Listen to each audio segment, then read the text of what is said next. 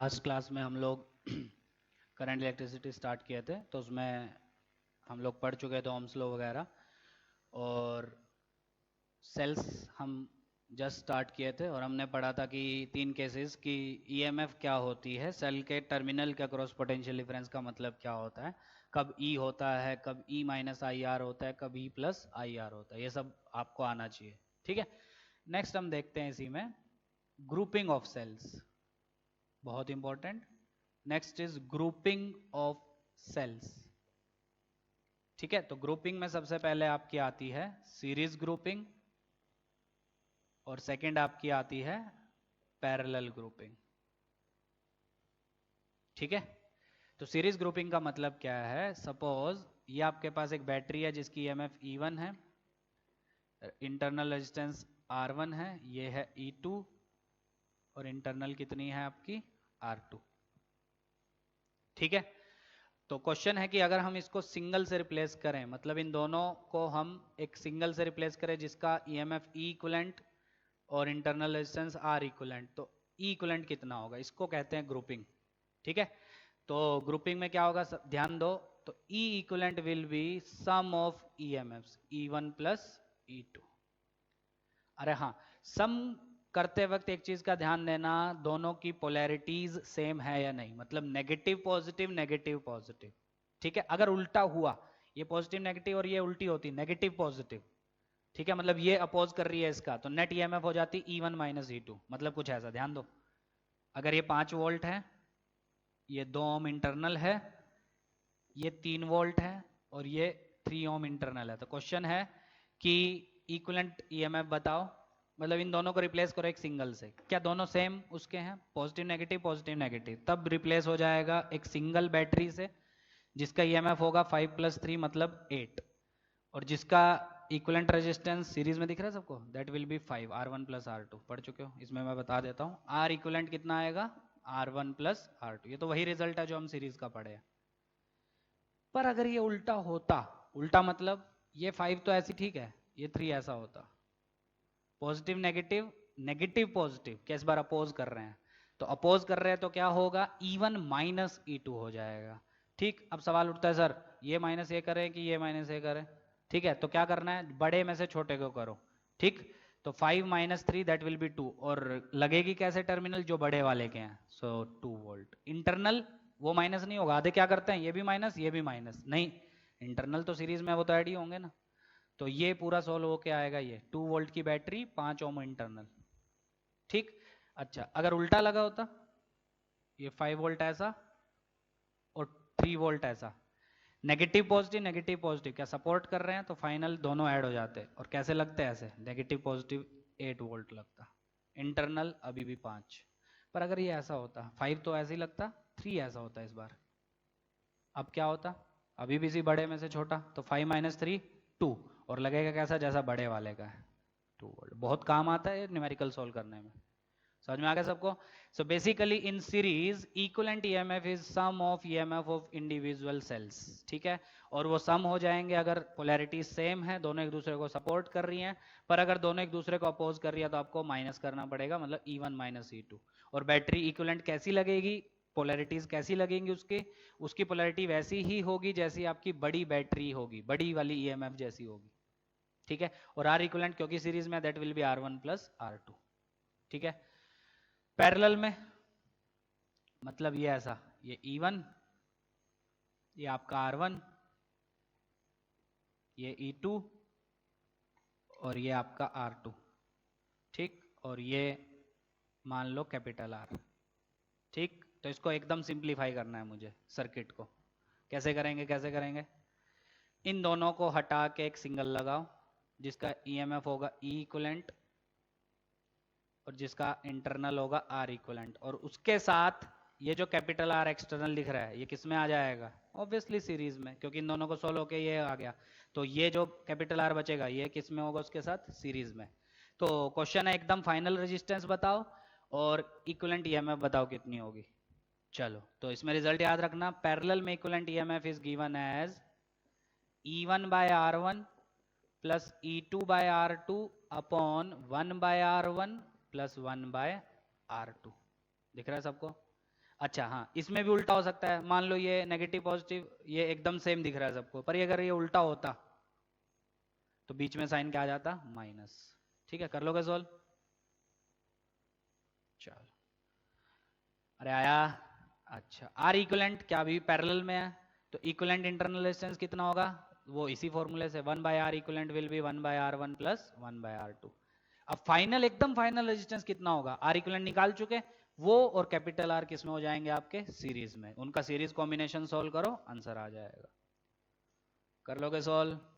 समझ में आ गया? अब इन्हीं दोनों में स्पेशल केसेस जो आपकी बुक्स में मिलेंगे, सीरीज में और पैरेलल में। मान लो जो बैटरीज सीरीज में लगी हैं उनकी ईएमएफ सेम है, suppose E1 is equal to E2, ये E के इक्वल है, तो क्या दोनों ऐड हो जाएंगी, सो इक्वलेंट ईएमएफ कितनी हो जाएगी, 2E। तो जनरल रिजल्ट कितना हो जाएगा, अगर n सेल्स ऐसी लगी हैं तो equivalent EMF will B NE। ठीक है, और इक्वलेंट रेजिस्टेंस कितना हो जाएगा, R R R R R R, n times add होगा, दैट विल बी NR। कर लोगे सॉल्व? चलो, और फाइन इसमें, अगर इसमें ईएमएफ सेम है तो क्या होगा, और रेजिस्टेंसेस भी सेम है तो क्या होगा, बोलो? क्या ये E/R, क्या ये E/R, 2E/R, ये 1/R 1/R 2/R, 2/R से 2/R कैंसिल, तो E बचेगा। ठीक है, सो अगर E1 E2 ये En ये सब सेम है और E के इक्वल हैं, तो पैरेलल में E इक्वलेंट आपका E ही रहेगा, वो NE नहीं हो जाएगा, या E/N नहीं होगा, वो E ही रहेगा, ये हमेशा याद रखना। बहुत लोगों से गलती होती है, इसको E/N लेके करके आते हैं, E E E E E E, ये ऐसी n पैरेलल में है तो E/N लेके आ जाएंगे, नहीं, वो E ही रहेगा। पर E E E E E आपका सीरीज होगा तब वो कितना हो जाएगा, आपका NE हो जाएगा। कंसेप्ट एकदम क्लियर रखो, रटना नहीं है कुछ भी। ठीक है, तो मैं दो डायग्राम बना के आपको क्लियर कर दे रहा हूं कि क्या मैं बोल रहा हूं। कुछ ऐसा है, E R E R E R, ऐसे चलते जा रहे हैं, और नीचे एक और रेजिस्टेंस है external which is capital R। Question है सर्किट का इक्विवेलेंट ईएमएफ निकालो और इक्विवेलेंट रेजिस्टेंस। इक्विवेलेंट ईएमएफ बताओ सबसे पहले, ई इक्विवेलेंट, क्या सब के सब सीरीज ऐड हो जाएंगे, ई ई ई ई ई ई, और सबकी पोलैरिटी सेम, डायरेक्टली ऐड मार दो, कोई एक उल्टी लगी होती तो वो माइनस हो जाती। ठीक, तो इक्विवेलेंट कितनी हो जाएगी, बोलो? That will B NE। और टोटल आर कितना हो जाएगा, R डैश, ये सब series NR R R R series NR, और उसके साथ ये भी series, so that will be NR plus capital R। इस पे क्वेश्चन आ चुके हैं नीट में। ठीक, चलो, और पैरेलल की अगर बात करें तो पैरेलल की मतलब E R E R, ऐसे ही चलते जा रहे हैं। ठीक, और ये है आपका कैपिटल R एक्सटर्नल। क्वेश्चन अभी भी सेम, इक्विवेलेंट ईएमएफ निकालो और इक्विवेलेंट रेजिस्टेंस निकालो पूरे सर्किट की। तो इक्विवेलेंट ईएमएफ क्या सब के सब सेम है, तो जब तुम E1/R1 E2/R2 upon 1/R1 1/R2 वाला सोल्व करोगे तो वो सोल्व होके E ही आएगा। So equivalent EMF will be E and R dash overall resistance, that will be in सबका 1/R 1/R 1/R 1/R, बाद में रेसिप्रोकल होगा, ये सब आपको आता होगा, दैट विल बी R/N। तो इन सब का R/N, क्या वो जो आएगा वो इसके साथ सीरीज, तो R/N प्लस कैपिटल R। ये दोनों के दोनों इंपॉर्टेंट है। कर लोगे सोल्व? पक्का? अब इसी में कंसेप्चुअल और आता है कि सीरीज में ये E ये R कुछ उल्टी लगा दिया आपने, मतलब सब एक जैसी पोलैरिटी नहीं है, कुछ आपने उल्टी लगा रखी है। ठीक है, मान लो N सेल्स में से M सेल्स रोंगली कनेक्ट की हैं आपने। रोंगली का मतलब समझ में आ रहा है, मतलब बाकी सब तो एक ही पोलैरिटी है, बस कुछ सेल आपने उल्टी कर दी हैं। पॉजिटिव नेगेटिव चल रहा था, बीच में कुछ को आपने नेगेटिव पॉजिटिव कर दिया, पॉजिटिव नेगेटिव चल रहा था, बीच में नेगेटिव पॉजिटिव कर दिया, तब इक्विवेलेंट ईएमएफ कितनी होगी? अब NE नहीं होगी, ध्यान देना। क्यों नहीं होगी? NE तब होती जब सबकी पोलैरिटी सेम होती, अभी आपने कुछ उल्टी कर दी, तो सीधा याद रखना that will B N-2M into E। आधों को क्या लगता है कि N-M होगा, नहीं, N-2M 2 बार होगा। क्यों? क्योंकि जब आप NE लिखे थे तब भी तो आप उन M सेल्स की ऐड किए थे, जब आपने टोटल NE लिखा था तब उस N सेल्स की भी तो ऐड की थी आपने, की थी ना। ठीक, तो वो तो माइनस करनी ही पड़ेगी, पर उनको उल्टा भी किया है आपने तो एक बार और माइनस होगा, तो टोटल कितना होगा n minus two M into E. ठीक है, वैल्यूज लेकर सॉल्व कर लेना, खुद ही प्रूव कर लेना, प्रूव हो जाएगा, कोई दिक्कत नहीं है। ठीक है, तो this is basically grouping of cells. समझ में आ गया क्या किया, सीरीज में क्या फॉर्मूला है, कब ऐड होंगे सारे ईएमएफ, कुछ में माइनस भी हो सकते हैं, वो डिपेंड करेगा पोलैरिटीज कैसी हैं, पर इक्विवेलेंट रेजिस्टेंस हमेशा ऐड में ही आएगा, क्योंकि उसमें माइनस का तो कोई मतलब ही नहीं है। पैरेलल में क्या रिजल्ट है इक्विवेलेंट का, बड़ा सा E1 by R1 plus E2 by R2 plus dash dash dash upon 1 by R1 plus 1 by R2 plus dash dash dash है। उसमें भी एक स्पेशल केस, अगर सबकी ईएमएफ सबकी इंटरनल सेम है तो equivalent EMF will be E by N नहीं, और इक्विवेलेंट रेजिस्टेंस वो R बाय N होगी आपकी। ठीक, सिमिलरली सीरीज में अगर सबकी ईएमएफ रेजिस्टेंस सेम है तो equivalent EMF will B NE और equivalent resistance will be NR, और अगर एक्सटर्नल भी कनेक्ट कर दिया तो वो साथ में वो भी आ जाएगा। क्वेश्चन आ चुका है इसका 2019 में, समझ रहे हो? क्वेश्चन क्या था बता देता हूं मैं।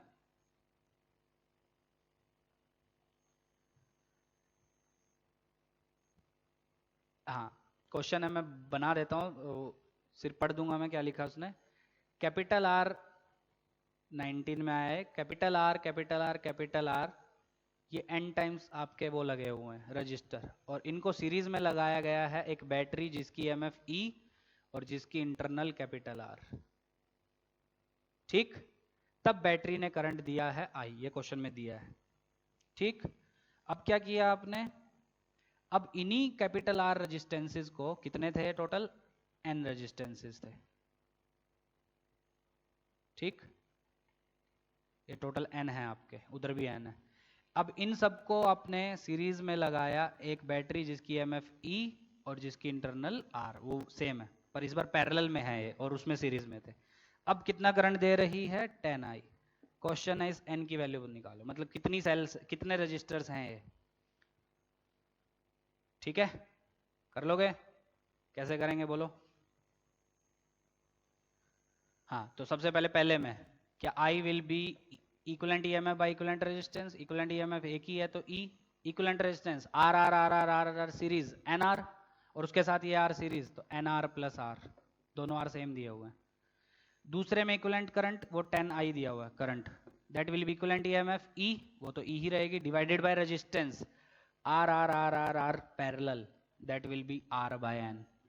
उसके साथ ये इंटरनल वाला सीरीज बनेगा R, सिंप्लीफाई करो तो ये n इधर चला जाएगा, n ऊपर, रेशो लो, सो 10 विल बी NR, ये कैंसिल, E से E कैंसिल, n सीधा आ गया, तो n will be equal to 10। ठीक है, चलो एक क्वेश्चन जिसकी मैं बात कर रहा था वो क्या था, ये A KVL लगाने वाला, 2 ओम 3 वोल्ट 1 ओम B, और ये करंट आपका जा रहा है 2 एम्पियर। क्वेश्चन है A और B के बीच में पोटेंशियल डिफरेंस, ट्राई करो, find the potential difference between A and B। ठीक है, कर लोगे, स्टार्ट करो एक जगह से, B से भी कर सकते हो, A से भी, मैं ऐसे कर रहा हूँ। VA same direction minus IR 4 drop -3 same direction -2, that will B VB, so VA minus VB will be 9 volt. ठीक है, तो ऑप्शन दिया हुआ था। चलो आगे बढ़े।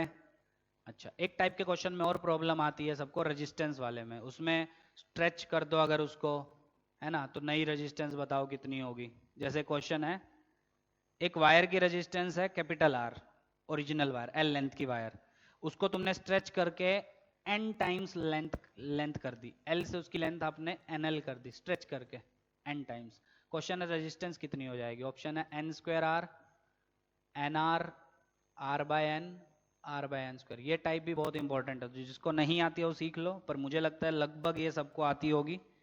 ठीक है, कैसे करेंगे, आंसर इसका दिया है B sorry A n square R। कैसे करेंगे देखो, स्ट्रेच किया आपने, L लेंथ की वायर थी उसको स्ट्रेच किया और n टाइम्स बढ़ा दिया उसको, तो क्वेश्चन नया रेजिस्टेंस कितना होगा, पुराना कितना होगा, क्या पुराना रेजिस्टेंस जो उसने R बोला है that is rho L by L original length A original area. अब मुझे एक चीज बताओ, जब भी आप वायर को स्ट्रेच करोगे, लंबाई बढ़ाओगे उसकी, तो एरिया कम होगा ना, क्योंकि वॉल्यूम कांस्टेंट रहना है ना, एज वॉल्यूम इज कांस्टेंट, तो initial length into initial area that will B final length which is NL into final area which is a dash. So A dash आपका कितना हो गया बोलो, ए बाय एन। तो एरिया 1/n टाइम्स हो जाता है आपका, ठीक। तो नया रेजिस्टेंस आर डैश कितना हो गया, रो। रजिस्टिविटी वो मटेरियल पे डिपेंड करती है, मटेरियल चेंज नहीं कर रहे हो तो रो चेंज नहीं होगा। L dash that is N L, A dash that is A by N. कितना हो गया बोलो, N square into rho L by A. Rho L by पुराना, so that is N square R. Simple. Stretch करोगे तो volume थोड़ी ना change होगा, पर लेंथ चेंज हो रही है तो ऑब्वियसली एरिया चेंज होगा आपका। कर लोगे? तो ऐसी क्वेश्चंस आपके आते हैं, ठीक है। चलो नोट कर लो इसको, ठीक है। तो ग्रुपिंग वगैरह सब समझ में आ गई। अच्छा एक क्वेश्चन और आया था 18 में, उसमें क्या था, battery consist of variable number of identical cell, n cells लगी हुई हैं, ठीक है, ठीक, सीरीज में। तो क्वेश्चन है, terminals of battery are short circuited and current I is measured, which of the following shows the correct relationship between I and N. तो n सेल्स लगी हैं सीरीज में, इक्विवेलेंट बोलो फटाफट, एन ई। आर इक्विवेलेंट बोलो, N R. तो current कितना, E equivalent by R equivalent, that will be E by R. क्या एन पे डिपेंड कर रहा है? नहीं। सो आई और एन में कैसा ग्राफ आ जाएगा, स्ट्रेट लाइन, एन पे डिपेंड ही नहीं कर रहा। ये क्वेश्चन आया था, ठीक है। तो ऐसे ऐसे क्वेश्चन आते हैं तो उसको सोल्व कर लेना अच्छे से, ठीक है।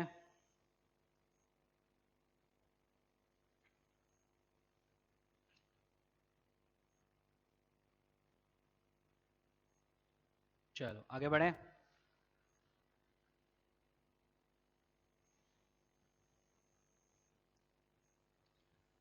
चलो अच्छा, एक टाइप का क्वेश्चन और आता है, वो भी मैं बता ही देता हूँ, ठीक है, क्योंकि इंपॉर्टेंट है वो। सीरीज में इक्विवेलेंट कंडक्टिविटी कैसे निकालते हैं? इक्विवेलेंट रेजिस्टेंस पता है, R1 plus R2। Equivalent conductivity कैसे निकालोगे सीरीज में? क्वेश्चन आ चुका है इसका भी नीट में।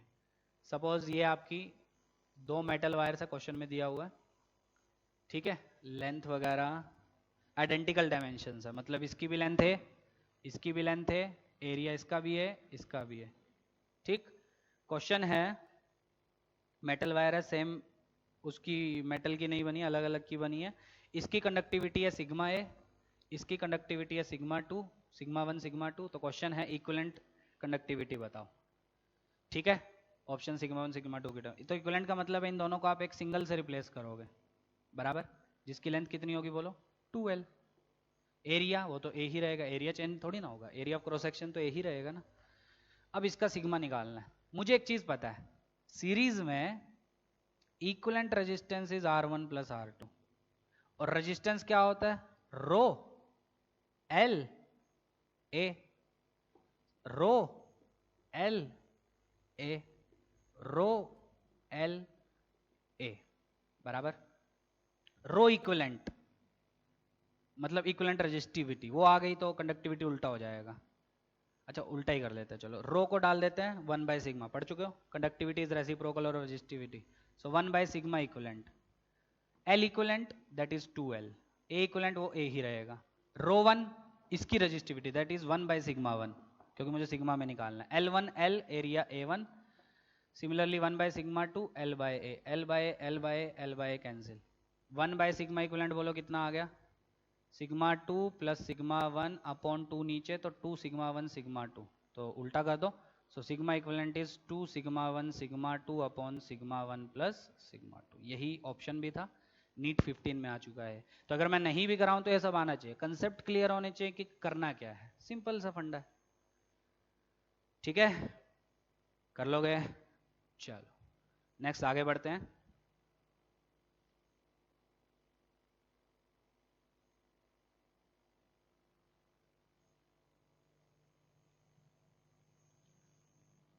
नेक्स्ट है heating effect of current,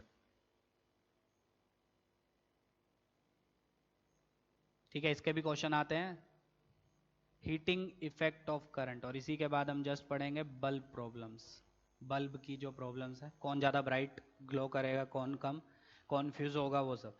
heating effect of current मतलब क्या है कि सपोज हमारे पास कोई रजिस्टेंस है R, इसमें से आई करंट फ्लो कर रहा है, ठीक है, तो कितना हीट जो है वो प्रोड्यूस होगा, इसी को बोलते हैं हीटिंग इफेक्ट।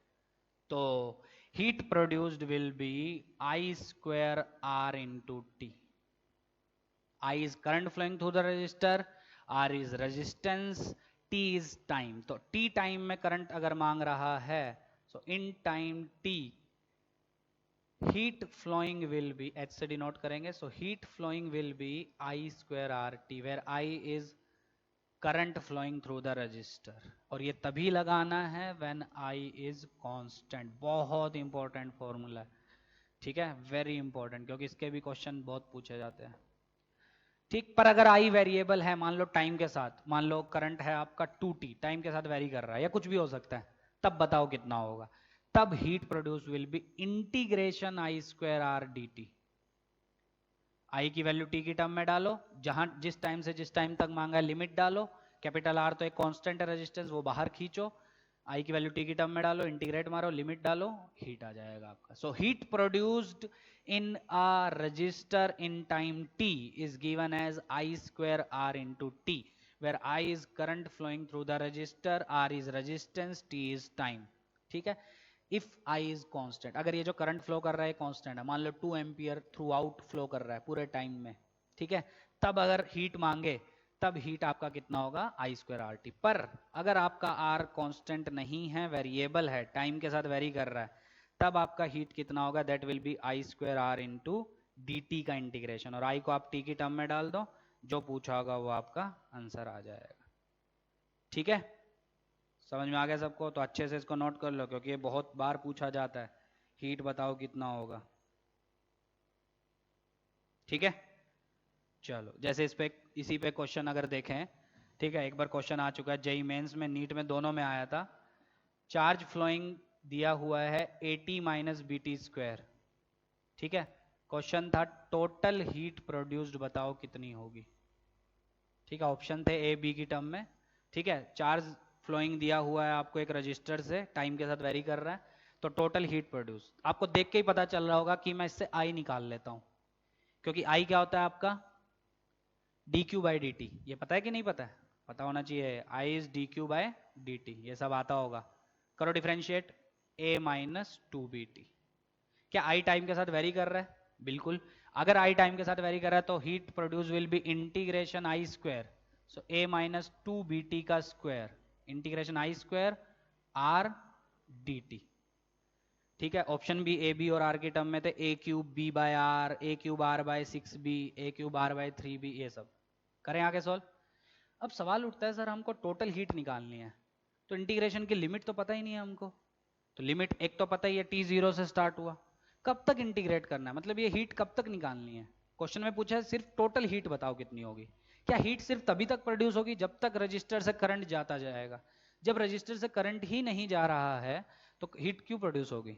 तो क्या ये हीट प्रोड्यूस निकालनी है t जीरो से लेके उस टाइम तक जब तक रजिस्टर से हीट करंट जा रहा होगा। तो चेक करते हैं कि करंट जीरो हो कब रहा है। So a minus two B T should be zero, so t आपका कितना आ गया, a बाय टू बी। तो बेसिकली मुझे हीट कहां से कहां निकालनी है, जीरो से a बाय टू बी तक। और ये कैसे हीट निकालने समझ में आ रहा है, क्योंकि आई वेरिएबल है आपका, टाइम के साथ डिपेंड कर रहा है। So heat produce will be integration I square R D T. अगर आई कांस्टेंट होता तो सीधा आई स्क्वायर आर इंटू टी। कर लो अब सॉल्व, आगे इंटीग्रेशन आता है सबको। h is equal to R constant बाहर आ गया, a minus two B T का a minus two B T की power 3 divided by 3 into T का जो कोएफिशिएंट है वो नीचे डिवाइड में आता है माइनस टू बी, ये सबको आना चाहिए। लिमिट जीरो से a by two B, so that will be minus R by six B, ये तो बाहर रख लिया, अंदर लिमिट डालो। सो टी की जगह क्या डालेगा, a बाई टू बी, ये a बन जाएगा कैंसिल, जीरो, माइनस साइन के साथ लोअर लिमिट, t की जगह जीरो, तो a cube, minus minus cancel, so that will be a cube r by six B, ये ऑप्शन था, तो यही आपका आंसर है। कर लोगे सॉल्व? चलो, तो ये है हीटिंग इफेक्ट, मतलब जब भी किसी रजिस्टर से अगर कोई करंट फ्लो कर रहा है तो कितना हीट प्रोड्यूस होगा, that will be I square R T, ठीक है। कब तक प्रोड्यूस होगा, जब तक करंट जा रहा है। और क्या आई स्क्वायर आर टी हमेशा होगा? वो तब होगा जब आई कांस्टेंट होगा, वेरिएबल है तो इंटीग्रेशन से होगा। कर लोगे सॉल्व? चलो आगे बढ़े। चलो देखो अब आगे, अब बात आती है पावर की। So power is basically rate of heat produced. Power क्या है आपका? Rate of heat produced. Heat क्या थी? आई स्क्वायर आर टी, उसका rate per unit time. So power is defined as I square into R, ये सबको आना चाहिए। So power is basically I square R. बहुत क्वेश्चन आते हैं इसके, ठीक है। I is current flowing, R is resistance. पर कभी कभी हमें करंट नहीं पता होता है, हमको पोटेंशियल डिफरेंस पता होता है, तो क्या चेंज कर लोगे? आई को डाल दो वी बाय आर, तो कितना आ जाएगा? V square by R. तो दोनों फॉर्मूले पावर के यूज होने वाले हैं, आई स्क्वायर आर बी और V square by R B. तो मैं यहाँ पे लिख दे रहा हूँ इनको, क्योंकि बल्ब प्रॉब्लम्स में काम आएगा। So power is basically V square by R या आई स्क्वायर आर। अगर मुझे करंट पता है, रेजिस्टेंस पता है, तो आई स्क्वायर आर यूज करूंगा, और अगर मुझे पोटेंशियल डिफरेंस पता है तो मैं क्या यूज करूंगा? वी स्क्वायर बाय आर वाला यूज करूंगा। ठीक है, समझ में आ गया यहाँ तक? तो यहाँ तक नोट करो पहले, उसके बाद आगे देखेंगे।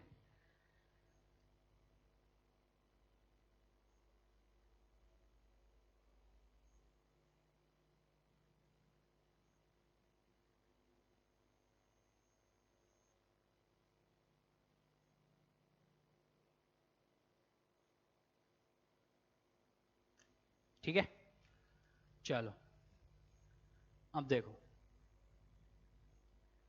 तो बल्ब प्रॉब्लम्स देखते हैं डायरेक्ट।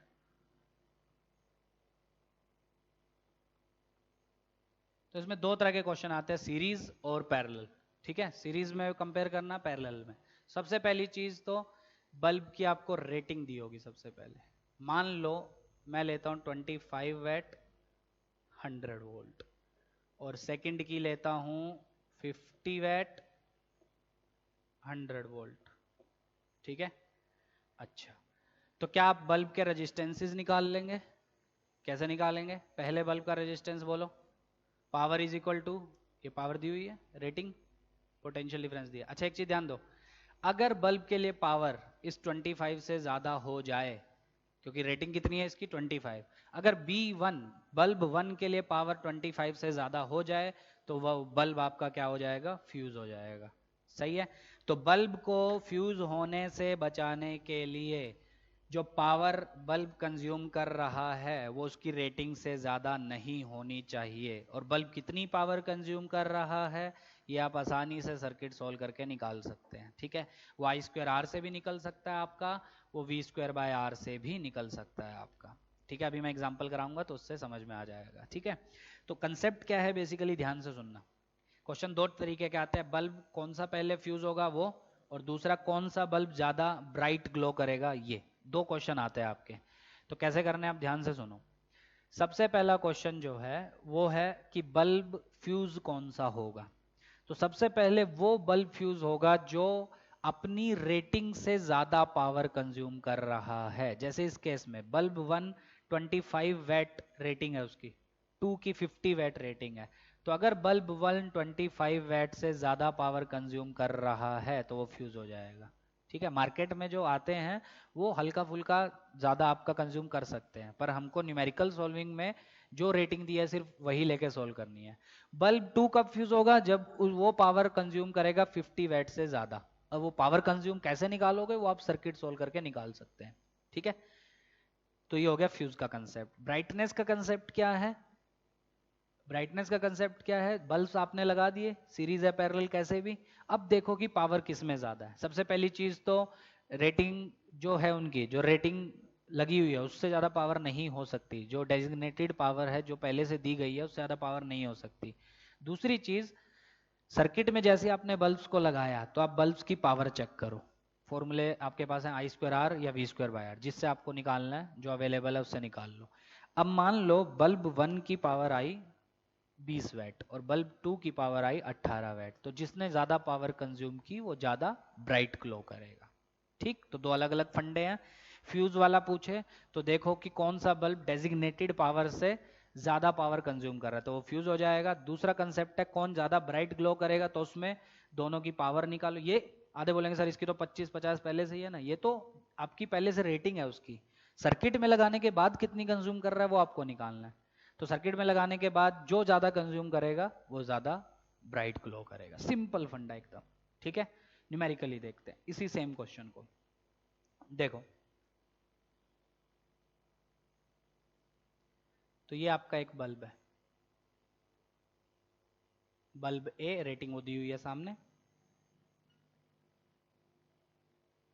ये बल्ब बी, दोनों को आपने सीरीज में लगाया अक्रॉस 100 वोल्ट, ये ठीक। चलो, तो क्वेश्चन है कौन ज्यादा ब्राइट ग्लो करेगा। पहले तो चेक कर लेना फ्यूज होंगे कि नहीं होगा कोई भी। तो फ्यूज तो मुझे नहीं लग रहा होगा, क्यों? क्योंकि दोनों 100 वोल्ट के लिए डिजाइन है, 100 तो टोटल ही लगा रहे हो आप, ठीक है। देखते हैं कोई फ्यूज होगा तो। सबसे पहले रेजिस्टेंस निकालते हैं, सबसे पहला काम है रेटिंग से रेजिस्टेंस निकालो। बोलो power V square by R, तो आर कितना? वी स्क्वायर बाय पी, तो 100 into 100 by 25, that will be 400। Second की resistance V square by P, 100 into 100 divided by 50, that will be 200। यहां तक समझ में आया? अच्छा, अब ध्यान से देखो 400 200 सीरीज कितना हो गया? 600। 600 हो गया तो टोटल करंट कितना देगा सर्किट से? 100 V by R, 100 by 600 that will be 1/6। तो इसके अक्रॉस कितना पोटेंशियल डिफरेंस? ये इसके लिए पावर निकालो, बोलो पावर पी ए कितनी पावर कंज्यूम करेगा? सीरीज में है तो करंट सेम, तो आई स्क्वायर आर से निकालो डायरेक्ट, आई स्क्वायर 1/36, आर कितना? 400, तो 10 पॉइंट समथिंग, 10 पॉइंट कुछ तो आएगी। और बी के लिए power that is I square 1/36 into R, R कितना आपका बी का? दैट इज 200, ये आएगी आपकी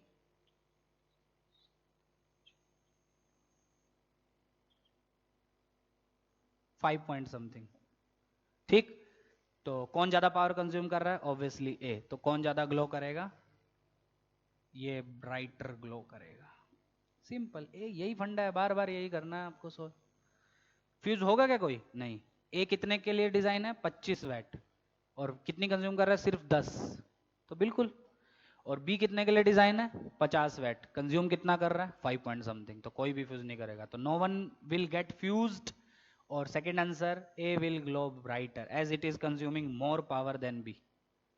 चलो सेम क्वेश्चन करते हैं, अब लेते हैं। अच्छा ये कितनी आई थी आपकी? 100 इंटू 100 बाय 25, 400 200, ठीक। अब ये लेते हैं 200। अब देखते हैं कुछ होगा क्या। तो करंट निकालते हैं पहले। क्या आर इक्विवेलेंट तो सेम रहेगा, बस आई चेंज हो जाएगा। 200 बाय 600 दैट विल बी 1/3, ठीक।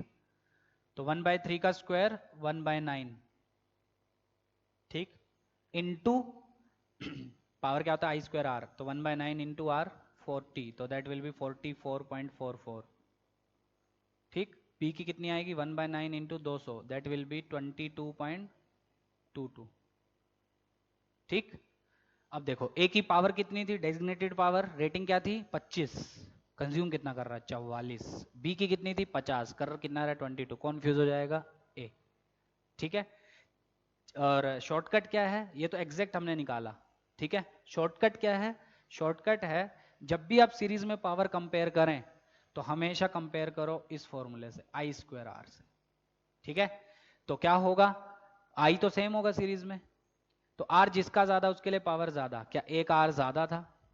एक आर आपका था 400, बी का आर था 200, तो एक आर ज्यादा तो उसके लिए पावर ज्यादा आएगी, आ ही रही है ज्यादा, ठीक है। तो डायरेक्टली भी आप बता सकते हैं, जैसे पिछले केस में जब मैंने 100 लिया था तब आपकी इसकी पावर आ रही थी कुछ 10 पॉइंट समथिंग, इसकी 6 पॉइंट समथिंग, तो आप डायरेक्टली भी बता सकते थे, ठीक है, कि आर जिसकी ज्यादा, क्योंकि आई दोनों में सेम आएगा सीरीज में होने की वजह से, आर जिसके ज्यादा उसके लिए पावर ज्यादा। क्या सेम आपका पैरेलल में भी होगा? कर लोगे पैरेलल में भी? पैरेलल में भी क्वेश्चन कर लेते हैं। ये ए ये बी, दोनों को लगाया आपने पैरेलल में। रेटिंग कितनी है? सेम क्वेश्चन है वही, 2500 5000। अब लगाया आपने 100, ठीक। तो क्योंकि पैरेलल में है तो इसके अक्रॉस भी 100 और इसके अक्रॉस भी 100 आएगा। चलो पावर देखते हैं कितनी कंज्यूम कर रहे हैं। अब मुझे V पता है तो पैरेलल में यूज किया करो V square by R, series में यूज किया करो I square R. So V square by R, V कितना? 100, और R कितना आया था आपका? R आया था आपका कितना?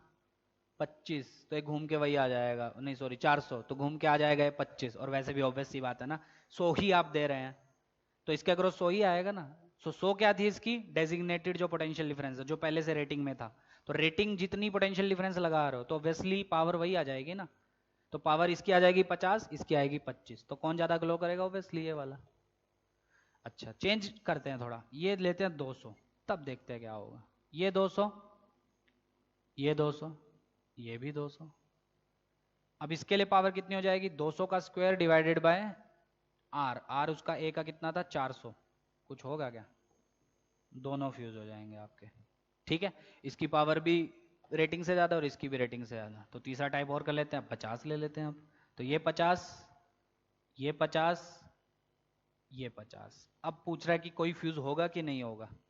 ठीक है, पिछले केस में तो सारे फ्यूज हो गए थे। क्यों? क्योंकि आपकी पावर जो कंज्यूम कर रहे थे दोनों, वो रेटिंग से ज्यादा आ गई थी। अब 50 में देखते हैं क्या होगा। चलो, एक कितना पावर कंज्यूम करेगा? V square by R, that will be 50 into 50। R उसका पहले ही हम निकाल चुके हैं 400। So 0 0 0 0, 25 by 4 6.25 watt. बी की पावर बोलो, V square 50 into 50 by R, इसका आर आया था शायद 200। हाँ, 0 0 0 0, 25 बाय 2 12.5। किसकी पावर ज्यादा? S B is consuming more power, so it will grow नहीं, ग्लो ब्राइटर। ठीक है। अच्छा, क्या आप डायरेक्टली भी कंपेयर कर सकते हैं जैसे हमने सीरीज में किया? बिल्कुल। डायरेक्टली पैरेलल में कंपेयर करना है तो कंपेयर करो वी स्क्वायर बाय आर से, सीरीज में कंपेयर करो आई स्क्वायर बाय आर से, और पैरेलल में कंपेयर करो वी स्क्वायर बाय आर। क्या पैरेलल में वी सेम होता है? तो एक चीज तो सेम हो गई। तो आर जिसका ज्यादा उसके लिए पावर कम। तो क्या इसका आर ज्यादा था तो पावर कम। सीरीज में उल्टा, क्योंकि आई सेम तो आर जिसका ज्यादा उसकी पावर ज्यादा। पैरेलल में उल्टा होता है, आर जिसका ज्यादा उसकी पावर कम, क्योंकि आप वहां आई स्क्वायर आर यूज नहीं कर सकते। कर सकते हो पर उसके लिए आपको करंट पता होना चाहिए। तो इतना लेंदी क्यों करना, उससे अच्छा B square by R use करो। ओके, तो कर लोगे बल्ब वाले क्वेश्चंस? चलो, अब है मैक्सिमम पावर थ्योरम। ठीक है, बहुत इंपॉर्टेंट। डायरेक्टली बहुत क्वेश्चन इसके पूछते हैं टेस्ट सीरीज में। मैक्सिमम पावर थ्योरम, थ्योरम ही बोलते हैं इसको। मतलब क्या है कि अगर ये मेरे पास कोई बैटरी है जिसकी M F E internal small R, external capital R. Question आता है कि कैपिटल आर की वैल्यू कितनी होनी चाहिए ताकि उससे पावर मैक्सिमम हो। ठीक है, तो आंसर क्या है? मैक्सिमम पावर थ्योरम क्या बोलती है कि कैपिटल आर से अगर मैक्सिमम पावर चाहिए तो उसकी वैल्यू इंटरनल के इक्वल होनी चाहिए। ठीक है, कैसे करेंगे? बैटरी से करंट आया आई, बताओ आर से पावर कितनी होगी? Obviously I square R. पढ़ चुके पावर अभी। I current through the circuit, that will be E by R plus R. डालो इसमें value. So E square upon capital R plus small R का whole square into capital R. ठीक, क्या मुझे power ये general power I, capital R से जो power आएगी, पावर जो कंज्यूम करेगा वो आई। ठीक, पर मुझे चाहिए पावर मैक्सिमम। क्या फिजिक्स में पढ़ चुको, कोई भी चीज मैक्सिमम मिनिमम उसका डिफरेंशिएशन क्या? जीरो। तो जब आप इसका डिफरेंशिएशन करेंगे D P by D R variable के रिस्पेक्ट में, तब आपको डायरेक्टली मिल जाएगा capital R is equal to small R. करके चेक कर लेना। ठीक है, डेरिवेशन में नहीं करवाने जा रहा हूं। So if you want to consume, if capital R want to consume maximum power, then its value should be equal to internal resistance of the cell. अगर इसकी वैल्यू सेल के इंटरनल रेजिस्टेंस के इक्वल हो गई तो ये सबसे ज्यादा पावर कंज्यूम करेगा। और कितनी करेगा? कब करेगा? जब आर आर के इक्वल होगा। और कितनी करेगा? So maximum power will be, डाल दो इस फॉर्मूले में आर को आर, तो ई स्क्वायर अपॉन आर को आर डालो, आर प्लस आर, 2r का square 4r square into R को आर डाल दो। तो ये क्वेश्चन शायद आपके 2-3 टेस्ट पहले एफएलटी में आ चुका है। तो ई स्क्वायर बाय 4r, ये है मैक्सिमम पावर थ्योरम। तो हमेशा याद रखना, मैक्सिमम पावर अगर आपको एक्सटर्नल से कभी भी चाहिए तो उसकी वैल्यू हमेशा इंटरनल रेजिस्टेंस के इक्वल होगी। जनरल स्टेप यही है। ठीक है, मेन मेथड जो है, बेसिक मेथड वो ये है। क्या? करंट निकालो सर्किट से, कैपिटल आर से करंट निकालो तो पावर कितना कंज्यूम करेगा? आई स्क्वायर इंटू आर। तो वो पावर को मैक्सिमम कर दो डिफरेंशिएट करके जीरो। मैक्सिमम कोई भी चीज कब होती है? जब उसका differentiation with respect to a variable वो जीरो होता है। चलो आगे बढ़े हैं। चलो अब आते हैं मेजरिंग डिवाइसेस पे। तो आज सिर्फ गैल्वेनोमीटर हो पाएगा, कल बचता है पोटेंशियोमीटर, मीटर ब्रिज और लास्ट में आरसी सर्किट। ठीक है, कल चैप्टर कंप्लीट हो जाएगा। So next is galvanometer. ठीक है, और इसको हम दो तरीके से पढ़ेंगे। सबसे पहले एज एन एमीटर, और second as a volt meter. ठीक, ये पढ़ने से पहले कुछ थोड़ी सी बात कर लेते हैं मीटर और वोल्ट मीटर की। ठीक है, क्योंकि उस पर भी क्वेश्चन पूछने लगा है आजकल। आजकल का पहले से ही पूछता है, पर आजकल कुछ ज़्यादा ही पूछने लगा है। सो एमीटर और वोल्ट मीटर की अगर हम थोड़ी बातें करें, सबसे पहले बात करते हैं एमीटर की। तो एमीटर क्या है? सबसे पहली चीज, it is a current measuring device. मतलब जिस ब्रांच में आप एमीटर को लगाओगे वो उस ब्रांच में क्या मेजर करेगा? करंट मेजर करेगा। सपोज एग्जांपल से करते हैं, ये 5 वोल्ट और ये आपका 3 ओम। ठीक, और इसकी इंटरनल है 2 ओम, और ये आपने एमीटर लगा दिया इसमें। तो एमीटर क्या मेजर करेगा? जिस ब्रांच में आपने लगाया, जिस भी ब्रांच में, उस ब्रांच में वो करंट मेजर करता है। क्या आपने मेन ब्रांच में लगाया है तो कितना करंट मेजर करना चाहिए? 5/5 है ना। करंट क्या होगा? E by R, so that will be 5/5। तो कितना होगा करंट आपका? 1। क्या एमीटर को मेजर करना चाहिए? 1, बिल्कुल। पर क्या वो करेगा 1? नहीं। ठीक है, ये एमीटर 1 मेजर तभी करेगा जब ये एक आइडियल एमीटर होगा। अगर ये एक आइडियल एमीटर नहीं है, एक रियल एमीटर है, तो ये कभी भी 1 मेजर नहीं करेगा। क्यों? Because a real ammeter shows some variation in its reading. वो एक्चुअल रीडिंग से कुछ वेरिएशन दिखाता है। क्यों? Due to its own resistance, इसके खुद के रेजिस्टेंस की वजह से। समझ में आ रहा है? खुद के रेजिस्टेंस की वजह से रीडिंग चेंज दिखाता है। क्यों? मान लो बहुत छोटा रेजिस्टेंस होता है, मान लो 0.5 ओम रेजिस्टेंस है इसका, मान लो। कुछ तो होगा ना, एमीटर एक डिवाइस है तो उसका खुद का भी कुछ ना कुछ रेजिस्टेंस होगा ना।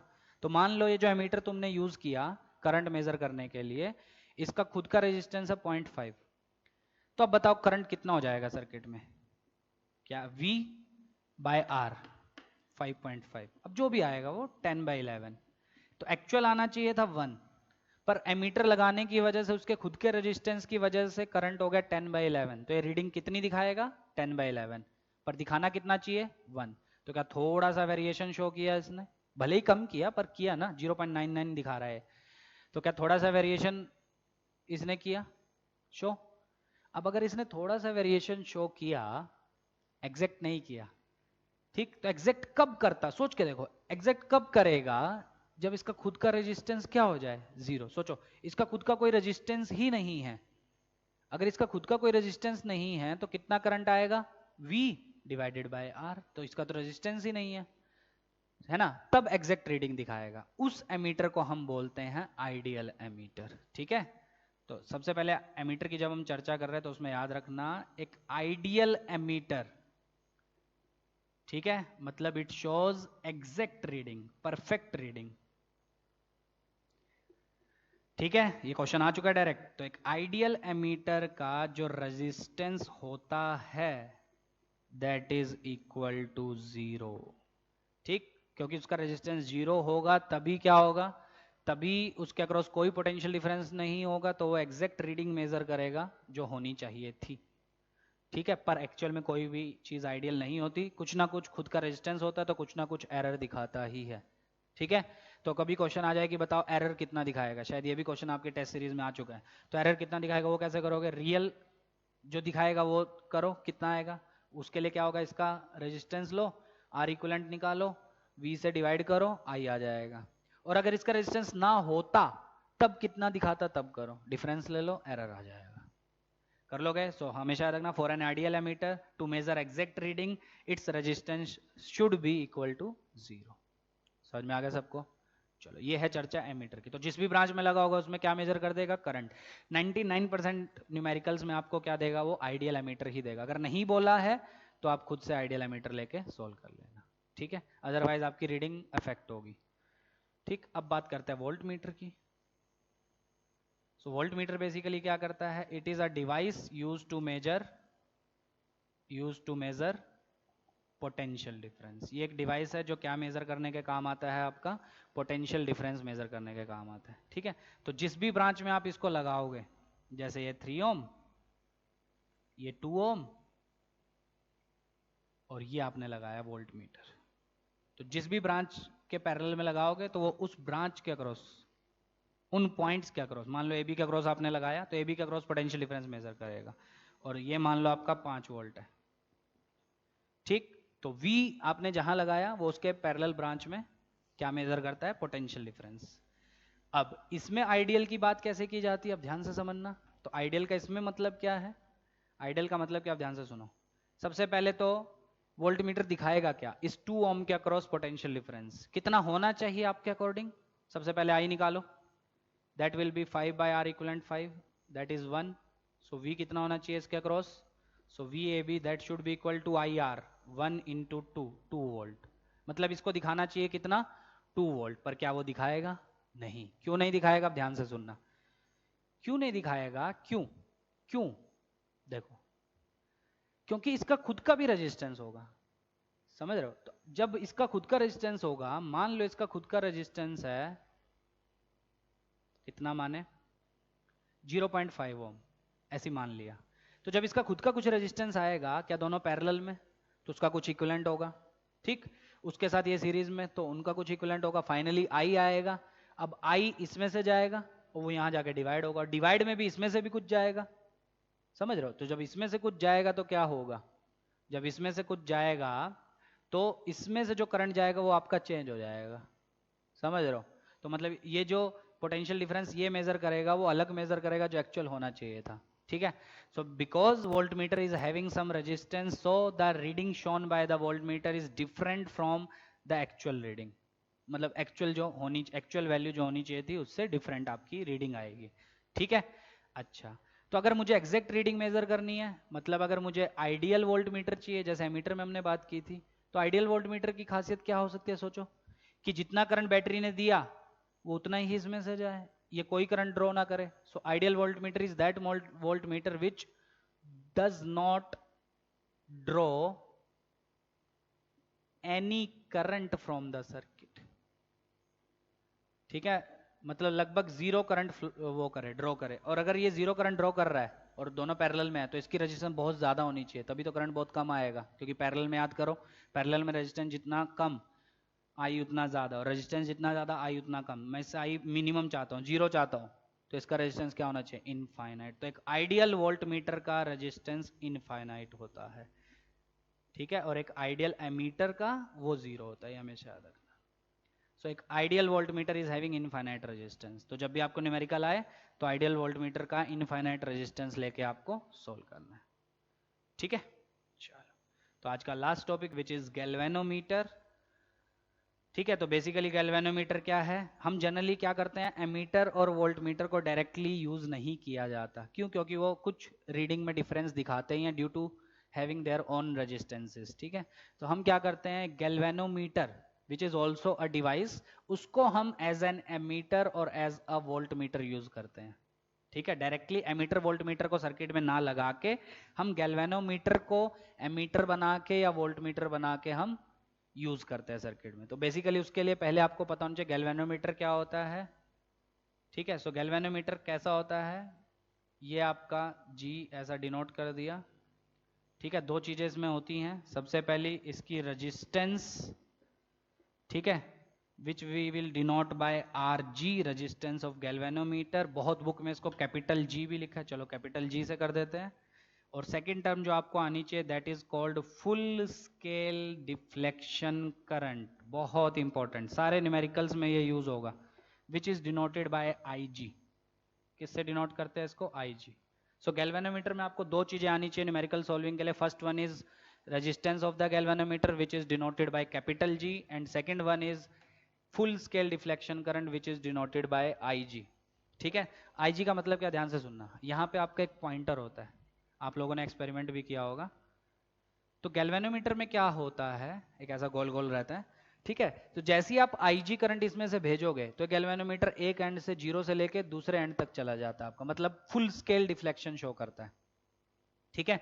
सो galvanometer shows full scale deflection when a current IG is passed through it, and this IG is called full scale deflection current. IG से कम फ्लो करोगे तो फुल स्केल डिफ्लेक्शन शो नहीं करेगा, और IG से ज्यादा कर दोगे तो गैल्वेनोमीटर खराब हो जाएगा। तो बेसिकली जब भी आप गैल्वेनोमीटर को सर्किट्स में यूज करोगे तो आपको उससे कितना करंट भेजना है, IG, ठीक है, क्योंकि IG में वो full scale deflection current show करेगा, ठीक है, तो ये दो चीजें आपको आनी चाहिए, न्यूमेरिकल में काम आएगी।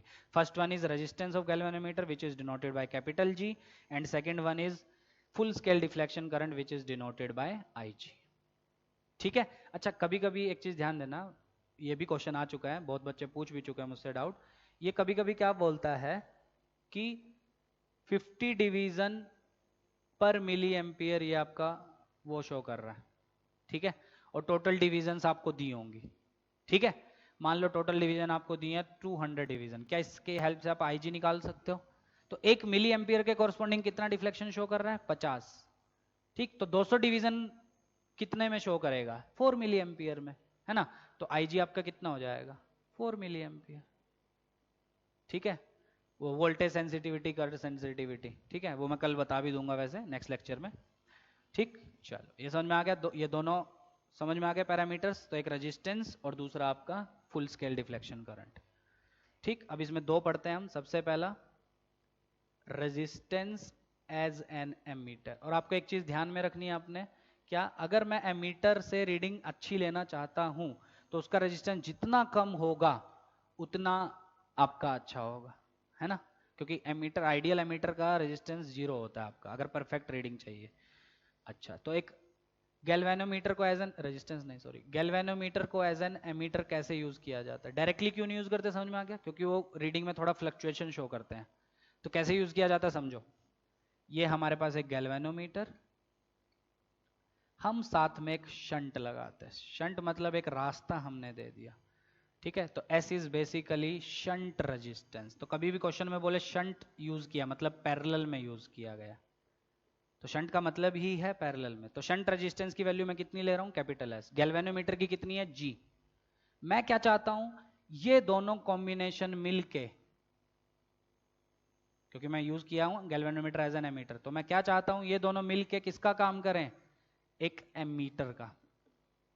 ठीक है, ऑफ रेंज आई। मान लो कितना मुझे मेजर करवाना है? 5 एम्पियर। अब ध्यान से सुनना, एमीटर जो है वो आपका लगभग मिली एम्पियर या एम्पियर की रेंज का आपका मेजर करता है, और गैल्वेनोमीटर उसका जो फुल स्केल डिफ्लेक्शन होता है आईजी, वो बहुत छोटा होता है, माइक्रो एम्पियर या मिली एम्पियर। मतलब मान लो एमीटर की रेंज एम्पियर में है, तो आईजी जो होगा वो आपका किस में होगा? मिली एम्पियर में होगा, बहुत छोटा होता है उसके कंपैरिजन में। तो आधे लोग सोचेंगे कि सर गैल्वेनोमीटर का एज एन एमीटर कैसे यूज कर सकते हैं? एमीटर की जो रीडिंग है वो बहुत ज्यादा होती है, मतलब ये जो आई की वैल्यू है, जो मैंने रेंज, जो मैं इसको बनाना चाहता हूं इस पूरे सिस्टम को, वो तो बहुत ज्यादा है, पर इससे तो करंट जा ही नहीं सकता, समझ रहे हो? तो इससे तो बहुत कम करंट जा सकता है। तो होता क्या है, शंट लगाने का सिग्निफिकेंस यही है। शंट लगाने का इंपॉर्टेंस क्या है कि अगर मुझे पूरे कॉम्बिनेशन को एक एमीटर बनाना है ऑफ रेंज आई, तो मैं क्या करूंगा, आई में से आईजी फुल स्केल वाला वो भेज दूंगा गैल्वेनोमीटर से, और बचा हुआ भेज दूंगा किससे? शंट से। और ज्यादा आपको करना है, शंट की वैल्यू और छोटी कर दो। और ज्यादा रेंज का बनाना है, मान लो 50 एम्पियर का बनाना है, शंट की वैल्यू और छोटी कर दो। 100 का बनाना है और छोटी कर दो। कम का बनाना है तो इसके थोड़ा सा बड़ी कर दो। क्यों? क्योंकि पैरेलल में लगे, और पैरेलल में आपको याद है रेजिस्टेंस की वैल्यू जितनी कम, ठीक है, उतना ही उससे करंट ज्यादा जाएगा। तो एस की वैल्यू क्या होती है आपकी? वेरी स्मॉल, ये हमेशा याद रखना। तो the shunt which is used in parallel with the galvanometer, it has a very small resistance, बहुत छोटी रेजिस्टेंस इसकी होती है। ठीक, तो ये दोनों किसकी तरह बिहेव करेंगे? पूरा कॉम्बिनेशन एक एमीटर, और कितनी रेंज का है वो? आई रेंज का। मान लो वो कुछ भी हो सकता है, क्वेश्चन देने वाले का मन वो 2 एम्पियर 5 एम्पियर कुछ भी दे सकता है। तो ये आई, यही तो बनाना है आपको। अब आई में से जी से सिर्फ कितना जाएगा? आई जी, नहीं तो ये खराब हो जाएगा। बचा हुआ किसने ले लिया? आई माइनस आई जी। क्वेश्चन कैसा आता है? अब अगली बार डबल रेंज करनी है इसकी, बताओ एस की वैल्यू कितनी हो जाएगी? पहले केस में एस की वैल्यू दी होगी, तो डबल रेंज करनी है मतलब ये 2i, पर इससे अभी भी कितना ही जाएगा? आई जी, उससे ज्यादा नहीं जा सकता। तो इससे कितना गया? 2i minus I ji. Simple. तो एस की वैल्यू चेंज हो जाएगी, एस की और छोटी हो जाएगी। रेंज आपको बढ़ाते जाना है तो एस की वैल्यू और छोटी करती जाओ। क्यों? एस की वैल्यू छोटी करते जाओगे तो इससे करंट और ज्यादा आता जाएगा। अब क्या दोनों पैरेलल में लगे हैं? तो पैरेलल में है तो potential difference will be same. So I G G, potential difference across G, that should be equal to potential difference across S, I minus I G into S. ठीक, तो क्वेश्चन कैसा आता है आपको? एस की वैल्यू बताओ कितनी होगी, या आई जी की वैल्यू, किसकी की वैल्यू पूछ सकता है। ठीक है, तो एस की वैल्यू कितनी होगी बोलो? I G G upon I minus H. I is range of the ammeter, जितना आपको बनाना है। I G is full scale deflection current, जो क्वेश्चन में देगा आपको हमेशा। Capital G is resistance of galvanometer, तो आपको क्या मिल जाएगा, शंट की वैल्यू। और शंट की वैल्यू बहुत छोटी आएगी, हमेशा चेक कर लेना। अगर ये 100 ओम है तो ये बहुत छोटा आएगा, उसके कम छोटा आना ही चाहिए, क्योंकि ज्यादा करंट उसको अपने से खींचना है, क्योंकि गैल्वेनोमीटर साइज से ज्यादा नहीं जा सकता। अच्छा, अब ये दोनों मिलके क्या बन गया आपके, एमीटर, तो इसलिए इसको बोला जाता है गैल्वेनोमीटर एज एन एमीटर। कितना इक्विवेलेंट रेजिस्टेंस होगा दोनों का, ठीक है, कितना होगा पैरेलल में, so that will be G S by G plus S. और किसका रेजिस्टेंस है, इक्विवेलेंट रेजिस्टेंस ऑफ एमीटर, क्योंकि ये दोनों मिलके एमीटर ही तो बना रहे हैं बेसिकली। तो कितना हो जाएगा बोलो, जी एस बाय जी, गैल्वेनोमीटर का रेजिस्टेंस, एस शंट की वैल्यू, क्या शंट बहुत छोटा होता है आपका, क्या ये अप्रोक्सीमेटली जी हो जाएगा, जी से जी गायब, so R equivalent approximately S. S मतलब शंट की वैल्यू, क्या वो बहुत छोटी होती है, तो इसलिए एमीटर का रेजिस्टेंस बहुत छोटा, और मैं पढ़ चुका हूँ जितना छोटा रेजिस्टेंस एमीटर का उतनी अच्छी रीडिंग देगा। तो हमारे सारे के सारे मोटिव फुलफिल हो गए, हम जो चाहते थे हमने वो बना दिया, जितनी रेंज का एमीटर चाहते थे वो भी हमने बना दिया। कैसे बनाया वो ध्यान से देखो, क्वेश्चन इसके अगले उसमें कर लेंगे, ठीक है। समझ में आ गया, क्वेश्चन एकदम सिंपल सिंपल। रेंज आपको दे देगा, आई जी दे देगा, जी दे देगा, एस मांग लेगा, या उल्टा कर देगा, आई मांग लेगा, बाकी सब दे देगा। कंसेप्ट क्लियर रखो क्या किया हमने, समझ में आ गया। नेक्स्ट है B part, galvanometer as a volt meter. Second part is galvanometer as a volt meter. As a volt meter कैसे यूज करते हैं हम, galvanometer as a volt meter, ठीक है। याद है वोल्ट मीटर उतना सबसे अच्छा रीड कब करेगा, जब उसकी रेजिस्टेंस बहुत हाई होगी, और आइडियल के लिए इनफाइनाइट हो जाती है आपकी, ठीक है। तो हमेशा याद रखना, जब भी आपको 2 वोल्ट मीटर का एक्यूरेसी पता करने को बोले, तो एक्यूरेसी उसकी ज्यादा होगी जिसका रेजिस्टेंस हाई होगा, और एमीटर में उल्टा, एक्यूरेसी उसकी ज्यादा होगी जिसका रेजिस्टेंस कम होगा, और आइडियल के लिए 0 हो जाता है। अब गैल्वेनोमीटर को कैसे यूज करें, तो गैल्वेनोमीटर को यूज कैसे किया जाता है, इसमें सीरीज में रेजिस्टेंस लगाया जाता है, ठीक है। और कैसा रेजिस्टेंस लगाया जाता है, वेरी हाई वैल्यू का, ठीक है। तो गैल्वेनोमीटर का एज एन एमीटर यूज करने के लिए शंट लगाया जाता है पैरेलल में, मतलब बहुत कम रेजिस्टेंस का, और as a volt meter use करना है तो सीरीज में एक रेजिस्टेंस लगाया जाता है बहुत हाई रेजिस्टेंस, ठीक है। अच्छा, अब इन दोनों को हमको क्या मेजर करवाना है, capital V, potential difference. V क्या है, रेंज ऑफ वोल्ट मीटर। मान लो क्वेश्चन में दिया 5 वोल्ट का वोल्ट मीटर बनाना है, तो वी की वैल्यू 5 हो जाएगी, पर इस ब्रांच से करंट कितना जाएगा अभी भी, आई जी, क्योंकि जी लगा है इसमें गैल्वेनोमीटर, सो वी की वैल्यू कितनी हो जाएगी बोलो, that will be I G into G plus R. Simple, V की वैल्यू दी होगी, कैपिटल आर की वैल्यू मांगेगा, और चेक करना वो बहुत छोटी आएगी, क्यों, क्योंकि आई जी बहुत छोटा होता है आपका, जो डिवाइड करोगे तो बहुत बड़ी वैल्यू आएगी आर की, ठीक है। तो गैल्वेनोमीटर का एज अ वोल्ट मीटर कैसे यूज करेंगे, सीरीज में कैपिटल आर लगा के, और बहुत हाई होना चाहिए वो। आर इक्विवेलेंट बताओ कितना होगा, क्या दोनों सीरीज में, so that will be G plus R, और क्योंकि आर बहुत हाई है तो इक्विवेलेंट रेजिस्टेंस बहुत हाई आएगा, ठीक है। तो R equivalent is basically equivalent resistance of volt meter, तो वोल्ट मीटर का रेजिस्टेंस इस केस में बहुत हाई आएगा आपका, ठीक है। और हाई होना भी चाहिए, क्योंकि जितना हाई आपका वो रेजिस्टेंस होगा उतनी अच्छी क्या देगा वो, रीडिंग आपको देगा, ठीक है। समझ गए यहाँ तक, चलो अब बचता है सिर्फ पोटेंशियोमीटर। वो अच्छा टॉपिक है, क्योंकि उससे लगभग सवाल आते हैं, और लगभग हर बच्चे को उसमें प्रॉब्लम है।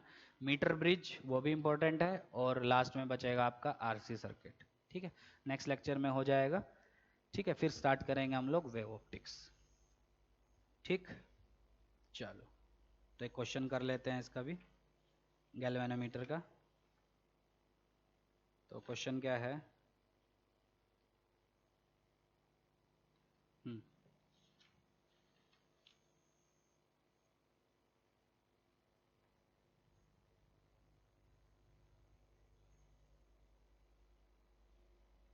क्वेश्चन क्या है,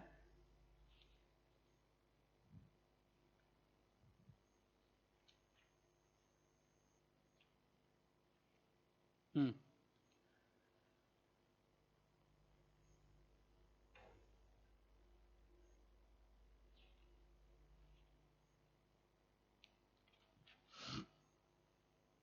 एक गैल्वेनोमीटर है, जिसके रेजिस्टेंस की वैल्यू क्वेश्चन में दी है 100 ohm, full scale deflection current 30 milliampere, इसको एक वोल्ट मीटर बनाना है जिसकी रेंज है 30 वोल्ट, तो रेजिस्टेंस सीरीज में कितना लगाएं? ठीक, तो याद है बिल्कुल एकदम सिंपल।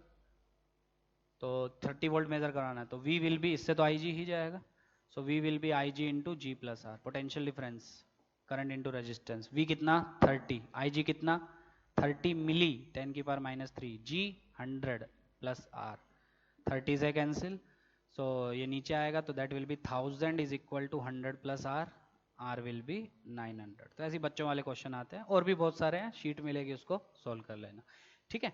तो बाकी हम लोग नेक्स्ट क्लास में करेंगे। नेक्स्ट क्लास में बचता है आपका आरसी सर्किट और पोटेंशियोमीटर और मीटर ब्रिज, ठीक है। तो यहाँ तक अच्छे से पढ़ लो, एक क्वेश्चन पक्का आएगा जो अभी तक हमने पढ़ा है पहले लेक्चर में और आज के लेक्चर में, ठीक है।